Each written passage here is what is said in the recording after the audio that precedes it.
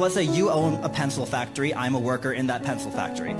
You can have all the machinery, you can buy all the raw materials you want, but without me, and presumably many others like me, to assemble the pencils, all you would have is a pile of wood, yellow paint, graphite, rubber, and aluminum. Okay. That would be worth, and that is worth less than the pencil when you try and sell it. And yet, all of that value added by labor, apart from the wages that you give me, which, if we're being honest, there is a major power imbalance in our ability to negotiate that.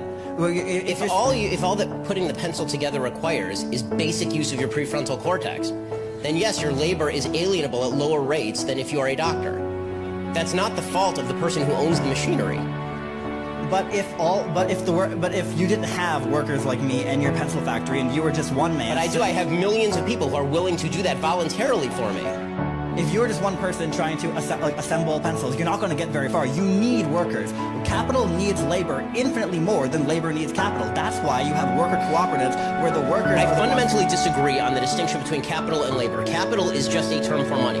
If you're talking about money, money does not grow from the ground. Money only has value because it was traded for labor at one point, or the products of labor. So, if I take my money and I buy machinery, I have invested my labor in doing that because I didn't get the money from nowhere. Even if I got it from my parents didn't get the money from nowhere. The people who built the machines required me to trade something of value to them in order for me to obtain the machines. The people who invented the machines required people to pay them in order to get the patent to that machine so they could build the machine. The problem that I'm seeing in what you're saying is you have still failed. If what you're talking about is a system of voluntarism, you still have not named any area in which we disagree, and yet you're telling me that you're a socialist and I'm a free marketer. So one of us got this wildly wrong, and I'm pretty sure it's not me.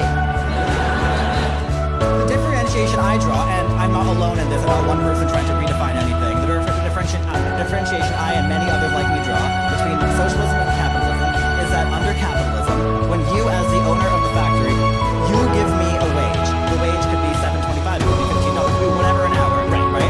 But you give me a wage, all the additional profit above the made from selling pencils or whatever good you produce above what is reinvested into the company ultimately goes to you or the investors, those who own shares in the means of production. Right. Under socialism, those people are the workers. And the example I give again is cooperative enterprise. No, those are the people who are investing in the risk. So if they carry the risk, then they get the benefit. The owner of the factory carries the risk, therefore he gets the benefit. The workers in the company you mentioned, if that company were to go bankrupt, they would carry the risk as well as the benefit. If the company goes bankrupt and this guy has to pay off all of his debts, the worker may lose his job. He's not the one who's going to incur the debt of having gone bankrupt. If you incur risk, then you're the one who pays the downside. The worker does not pay the downside. Okay, it is the investor who pays the downside, who invested in all the machinery, who sunk millions of dollars into making your labor productive. Because guess what? Your labor is without that machinery. Gunk. Nothing. You don't have a pencil to put together. You don't got the wood. You don't got the paint. You don't got the rubber. You don't got the metal. You got nothing. Right? You're sitting there, standing outside, twiddling your thumbs. It required somebody to invest. Who do you think put more in? The guy who spent millions of dollars buying all the machinery, leasing the place, making sure there was a management structure, doing the LLC formation, making sure all the tax code was in compliance, or you standing outside because you can stick a piece of graphite into a piece of wood? Now we're done.